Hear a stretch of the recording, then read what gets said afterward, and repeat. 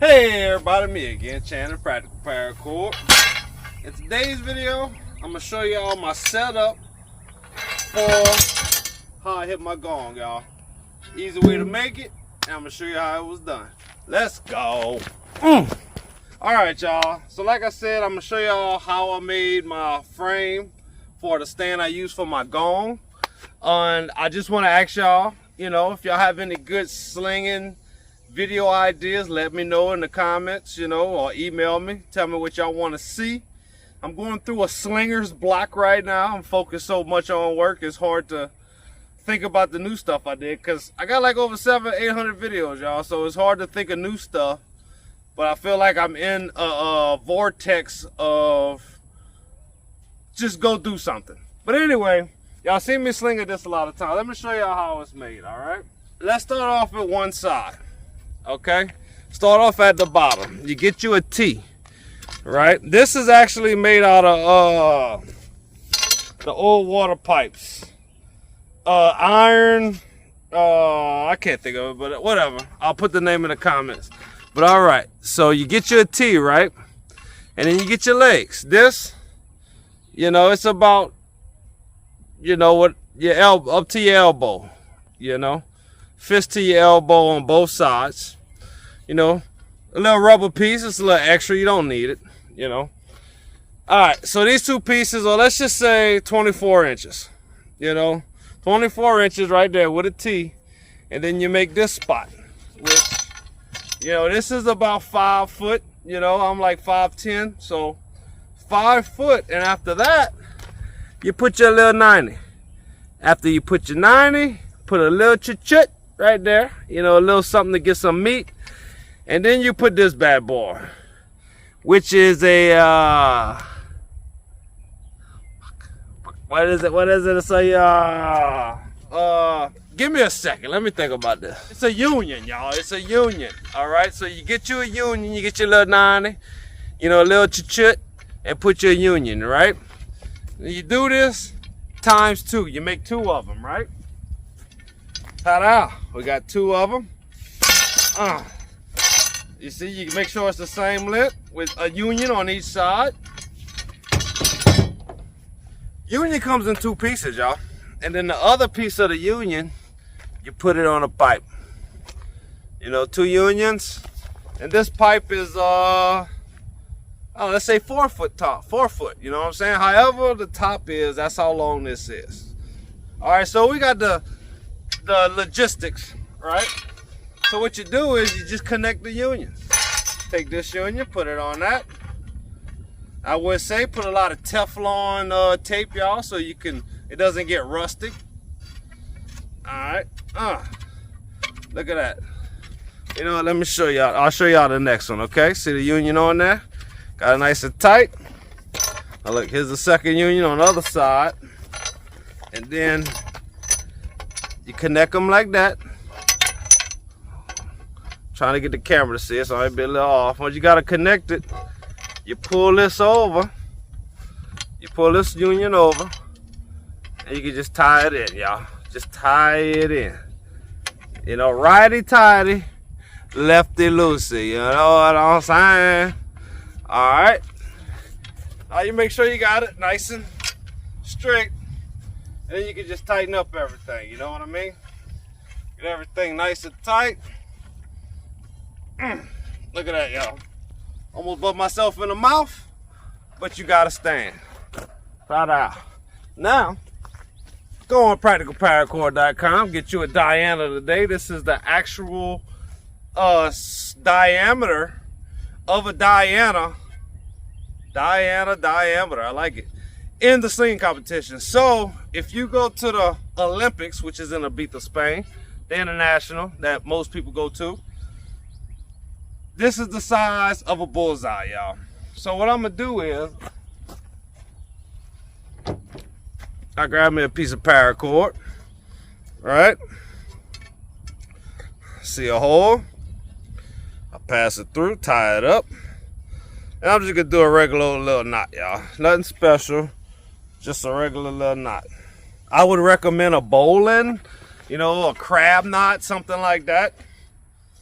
But for the purpose of this video, I'll make it easy.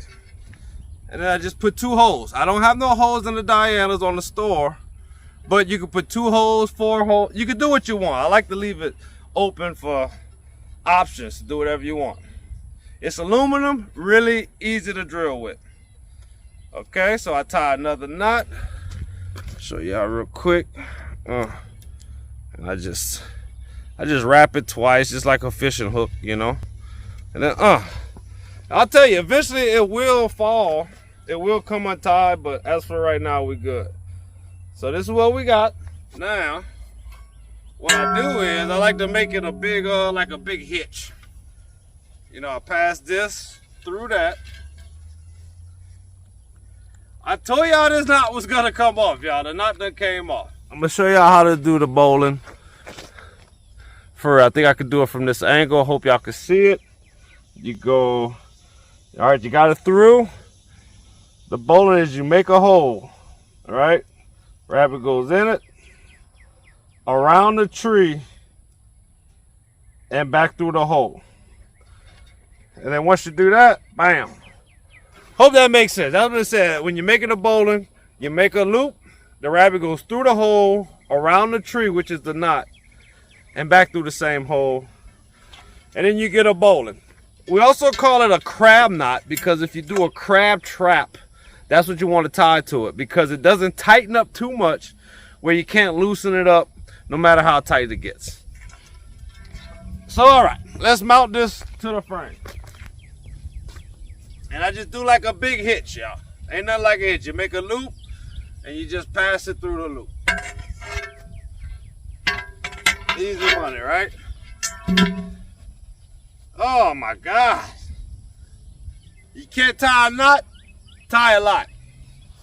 And I mean, this is kind of like common sense, y'all. You know, once you get the holes and get everything up there, you can tie however you want, whatever feels best for you. This is just pretty much the easiest for me. I just make a make one hitch and I just spread these out. You know what I mean?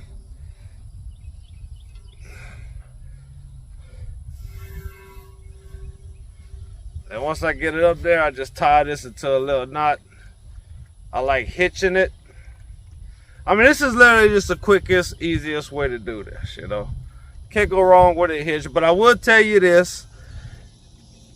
Once you start slinging and hitting it, these are gonna come together and it's gonna start spinning.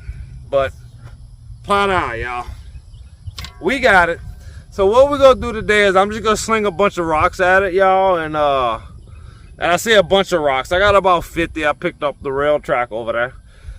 And we're just gonna throw at it. It's been a long time since I did one of these videos, so let's do it. All right, so we got it up. Let's see, I got about, I don't know, 30 rocks. You can see how many times I can hit it. Hopefully I can knock it over because I'm not playing for toss.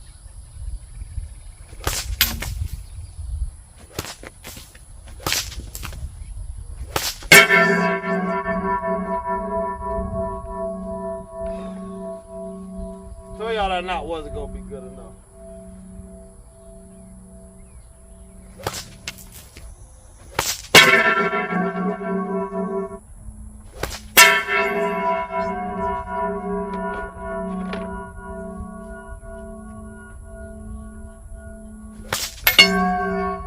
That was a good one.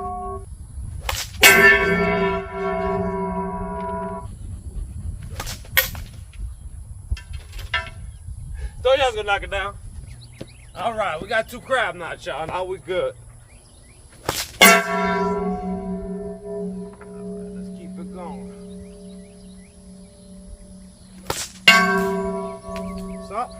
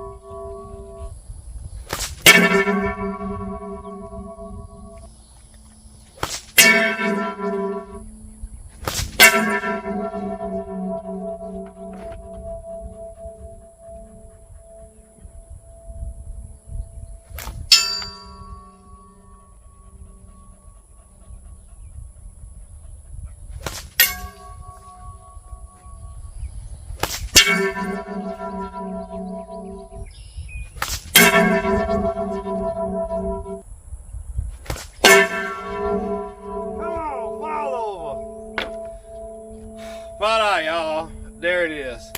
You know, throwing a few rocks at the gong, which is great practice. It's great practice to throw different size rocks, different heavy size, so it really gets you to learn how to adjust.